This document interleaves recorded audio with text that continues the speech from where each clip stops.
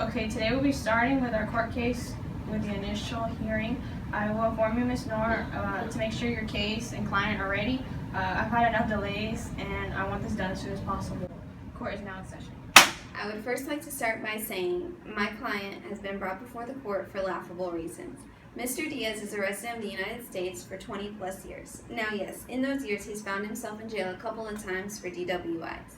But his latest slip was in 2005, over a decade ago.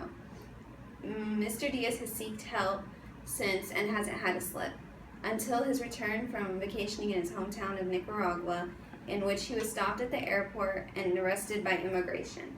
The officer said they found a small bag no bigger than 4 inches long and wide that contained a white substance which they believed to be cocaine. Now, Your Honor, my client is a recovering cancer patient and a loving husband and father. The claims that he was trying to smuggle in contraband are quite frankly appalling.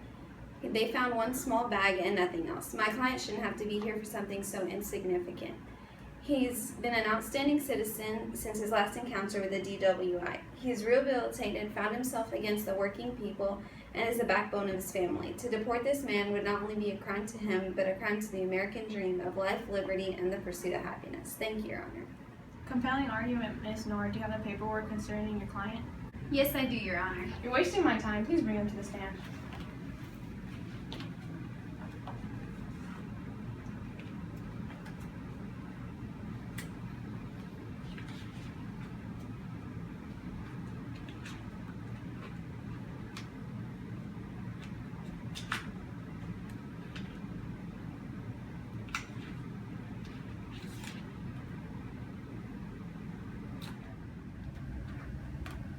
I've looked over the paperwork and feel that it's acceptable for the court case. We will reconvene on November 23rd. Thank you. The court is dismissed.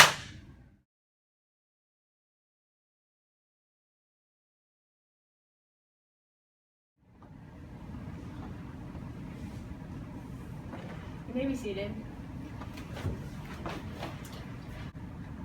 I'd like to inform you, Ms. Noor, that I hope you come prepared today because there's no time for delays, and as it is being the holidays, the court will not be holding any immigration cases during this time. Court is now in session. Your Honor, I would like to call Mr. Diaz to the stand. Proceed.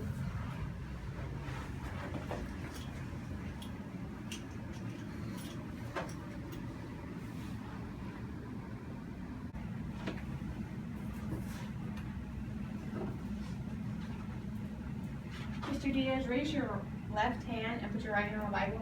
Do you swear to tell the truth, the whole truth, and nothing but the truth? Yes, Your Honor. Thank you.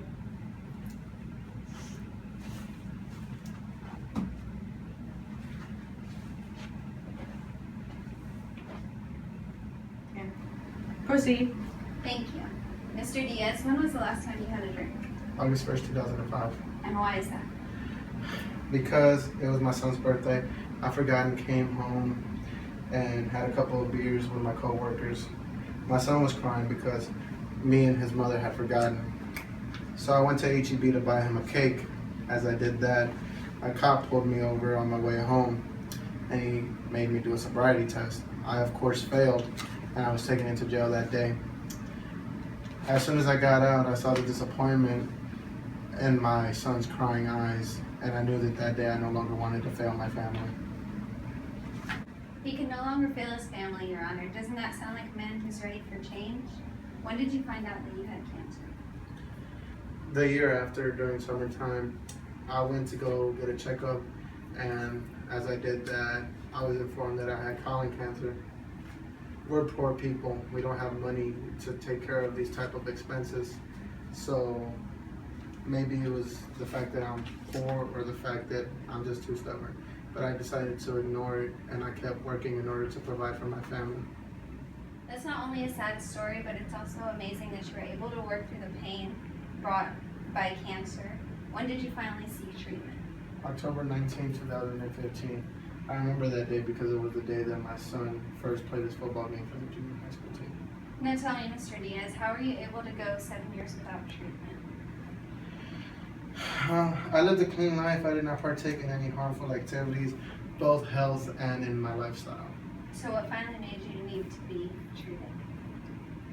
I started growing a hemorrhoid in my lower back area near my butt crack.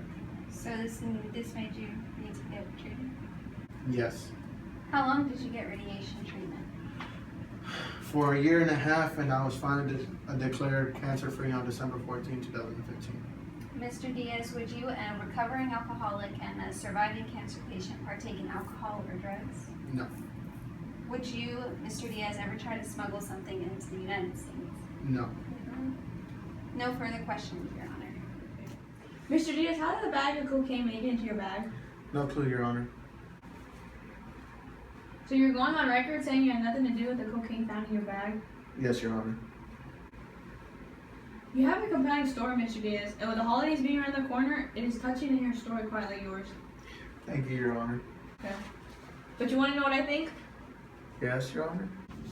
I think you're lying. I believe you know exactly how the bag got there, and I also believe that it was for personal use. And you coming to the court throwing a sob story at me will not cut it. Can you tell me about your taxes, Mr. Diaz? What about them, Your Honor? Well, the court took time to prepare your case today, and I was surprised to come across a big asterisk in your file. Now, it says here that you've been married for 20 years. Is that correct? Yes, Your Honor. Then why does it say in your taxes that you filed single for 18 of the 20 years you've been married? I have no clue, Your Honor. So now you're lying for the second time on record? You know what I think, Mr. Diaz? I believe you did get clean, and you stayed clean for a while, but you went on vacation and maybe felt relaxed and thought, oh, one time won't hurt. Which probably led you to believing that you could sneak the bag of cocaine in. And you're lying on your taxes every year, and you try to smuggle drugs into the country. I'd be ashamed if I let you stay here. Ms. Nora, please come with me. Yes, Your Honor. I would give your client two options because I'm in the holiday spirit. He can either choose to accept the voluntary departure and this case be closed, or he can be tried again 3 months from now in February. I don't believe my views will change, so if I were you, I would take the voluntary departure. You can regroup with your client now. Thank you, Your Honor.